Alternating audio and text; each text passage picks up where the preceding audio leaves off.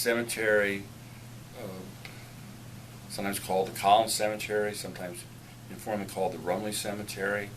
And it was started as the Rumley community was actually declining in population. They decided to have a cemetery removed from the creek area on a higher ground. So the early first years of the 20th century is when people were buried there. Everyone there is African American. My grandfather was adamant that the first two people buried there were former slaves. He knew that because he attended their funerals and he said they were friends of his. He at various times would say there are good people buried there.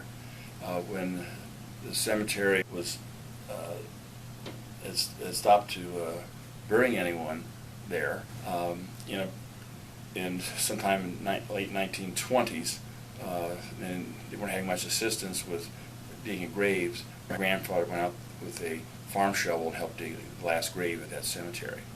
In the 1960s, late 1960s, the Rumley Church had become part of another congregation in another community, and the Rumley Church in Van Buren Township disbanded.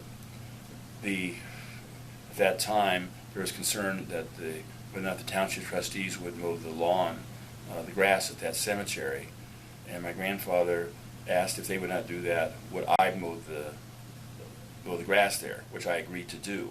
Then my grandfather, armed with that information, spoke to the township trustee, and they agreed to mow the grass at the cemetery, which they've done ever since then. In recent years, the various tombstones and markers have been centralized, making it easier to people to mow the grass there. But it's clearly part of a caste system. It's a racially segregated cemetery, which would, in modern eyes, would seem to be immoral and illegal.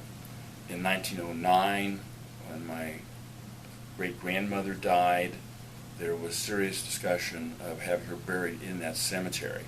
The Schneider family spoke to some of their African-American friends, and it was quite a discussion because it had never come up before, a white person buried there.